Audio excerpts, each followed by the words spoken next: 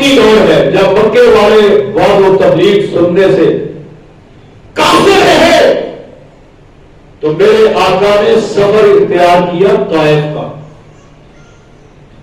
یہ مکے سے تقریباً 2-2.5 گھنٹے کی ڈرائیو ہے. کیوں یہ سب تقریباً میرے آقا پیدل تنے تنہا نکلے.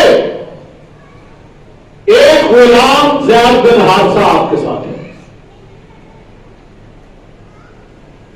پیدل چلتے ہوئے اتنی مسافت طے کی طائف پہ پہنچے اور طائف میں 3 سردار تھے, تینوں بھائی تھے. ایک کو جا کر دعوت دی کہ مجھے اللہ نے نبی بنایا ہے, کلمہ پڑھ لو لا الہ الا اللہ محمد رسول اللہ, میں تمہیں جنت کی گارنٹی دیتا ہوں. وہ کہنے لگا اگر تمہیں رب نے رسول بنایا ہے تو میں کعبے کے سامنے جا کر اپنی داڑھی بنوا دوں.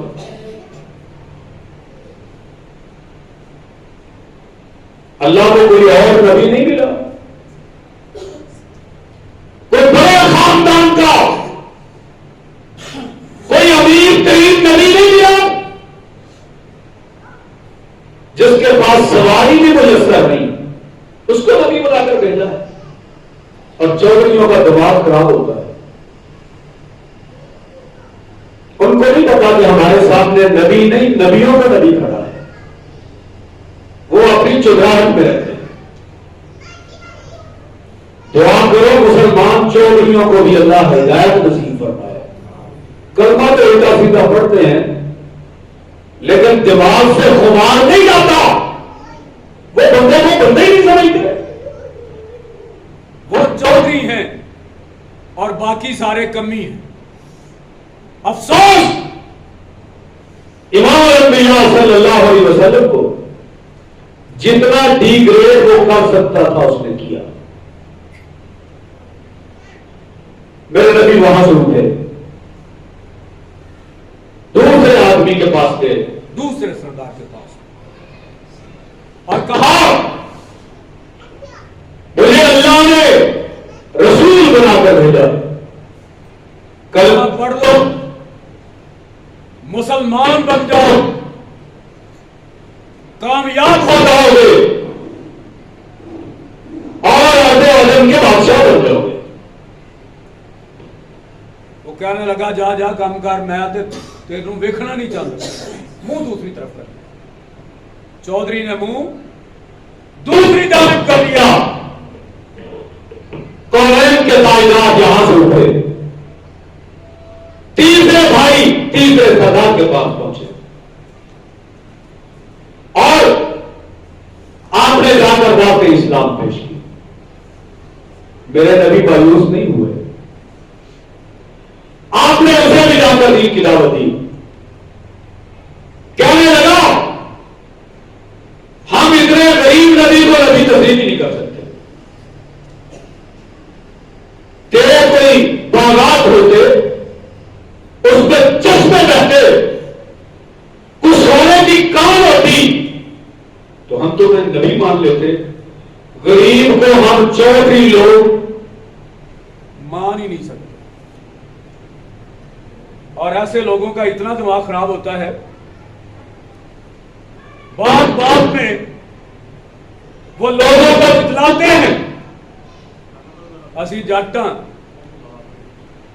نے جٹاں دے بال انج ہی کرتے ہیں. جٹ انج دے ہوندے نے, بڑے فخر کے ساتھ. اللہ پوچھے تمہیں پوچھا تم کون ہوتے ہو, لیکن لوگوں کو شوق ہوتا ہے اپنی ذات بتانے کا. حضرات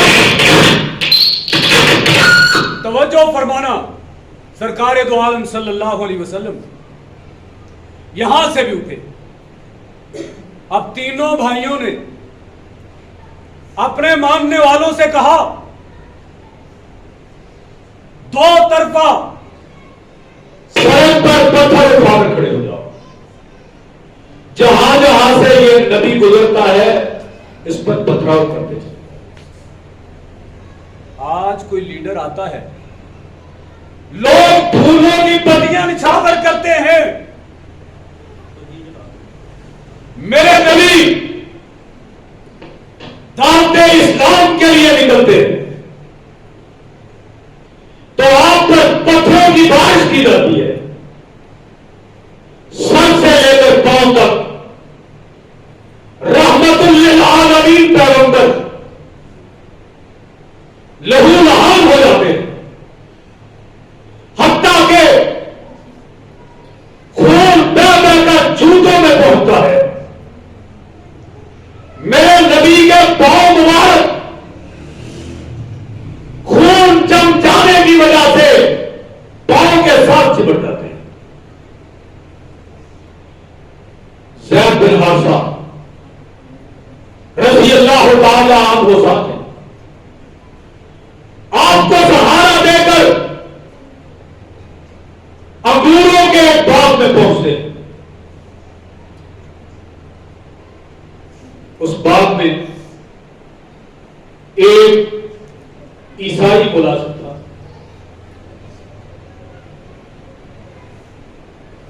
اس باغ کا مالک جو غیر متعین تھا کہنے لگا ان کو تازہ انگور پیش کرو. اسی طرح کرنے والا میرے آقا نے انگور اٹھایا, آپ نے فرمایا بسم اللہ الرحمن الرحیم. وہ ملازم اداس حیران ہوا, کہنے لگا ہمارے نبی بھی یہ کلمہ پڑھا کرتے تھے بسم اللہ الرحمن الرحیم. کہا تم میرے بھائی یونس بن متہ کی قوم سے ہو؟ کہا ہاں. آپ نے فرمایا وہ میرے بھائی تھے. سارے نبی آپس میں ایک دوسرے کے بھائی ہیں. وہ حیران ہوا. اس کا نام تھا, غلام کا نام تھا اداس. آج وہاں پر مسجد اداس موجود ہے. الحمدللہ اللہ نے جانے کا موقع دیا. جب ہم وہاں پہ پہنچے تو نماز عصر کی جماعت ہو چکی تھی. تو جتنے لوگ وہاں پہ موجود تھے, بعد میں آنے والے یا ہماری طرح مسافر, الحمدللہ وہاں پر اللہ نے مجھے عصر کی امامت کروانے کا موقع عطا فرمایا. یہ رتبہ بلند ملا جس کو مل گیا, ذالک فضل اللہ یؤتیہ من یشاء. اداس مسلمان ہو گیا, نبی کا صحابی بن گیا. اب حضرت زید بن حارثہ رضی اللہ تعالیٰ عنہ کہتے ہیں یا رسول اللہ صلی اللہ علیہ وسلم ان ظالموں کے لیے بددعا کیجیے. میرے نبی نے زخمی ہاتھوں سے اس طرح دعا کے لیے جب ہاتھ بلند کیے تو جبریل آئے. کہا آقا یہ پہاڑوں کا فرشتہ موجود ہے, اگر آپ اجازت دیں حکم فرمائے تو پہاڑوں کا فرشتہ ان دونوں پہاڑوں کے درمیان پوری بستی کو اس طرح پیس کے رکھ دے جس طرح گندم کا آٹا پیسا جاتا ہے. میرے آقا نے فرمایا نہیں, مجھے فرشتے سے مدد کی ضرورت نہیں ہے. اور واللہ دو پہاڑ ہیں اپنے سامنے اور پہاڑوں سے پتھر اس طرح لڑکتے ہوئے نظر آتے ہیں. آج بھی پتھر اس طرح لٹکے ہوئے نظر آتے ہیں. ابھی گرے کہ ابھی گرے. اگر میرے نبی کہہ دیتے اللہ ان کو ملیا میٹ کر دے, طائف والوں کا نام و نشان دنیا سے ختم ہو جاتا. لیکن میرے نبی نے اس بات کا عملی ثبوت دیا. وَمَا أَرْسَلْنَاكَ إِلَّا رَحْمَةً لِّلْعَالَمِينَ.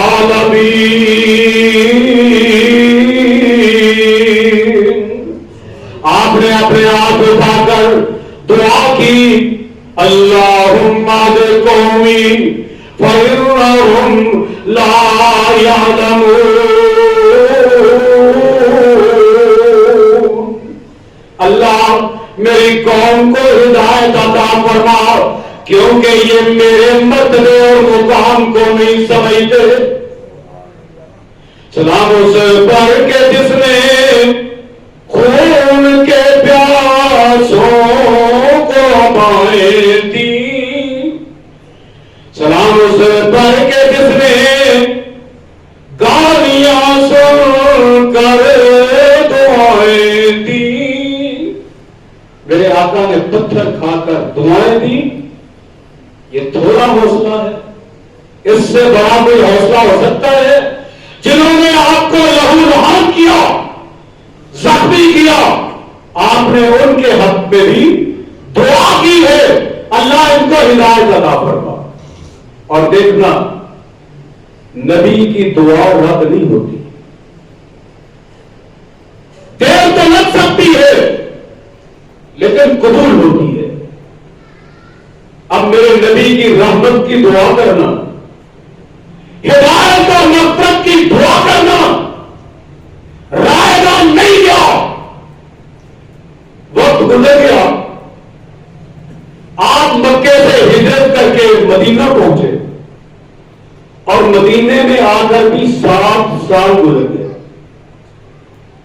7 ہجری میں طائف سے ایک وفد آیا, چل کر حاضر ہوئے. کہا کون ہو؟ کہا ہمارا تعلق بنو ثقیف قبیلے سے ہے, ہم طائف سے آئے. جب طائف کا نام سنا ہوگا تو کیا میرے نبی کے دل پہ وہ پورا سین دوبارہ سے نقش نہ ہو گیا ہوگا؟ سب کچھ یاد نہیں آ گیا ہوگا؟ میرے آقا نے فرمایا ہاں تو کیسے آئے؟ کہنے لگے آقا خود ہی تو دعا مانگی تھی, اللہم اہد قومی فإنہم لا یعلمون. اللہ میری قوم کو ہدایت عطا فرما. آج آپ کی دعا کا سمر بن کے آئے ہیں, آپ کو رسول اللہ مانگنے کے لیے آئے ہیں. آقا ہاتھ بڑھائیے, ہم آپ کے ہاتھ پہ کلمہ پڑھنا چاہتے ہیں. سب نے پڑھا اشہد ان لا الہ الا اللہ وحدہ لا شریک لہ واشہد ان محمدا عبدہ ورسولہ. آج ہم تو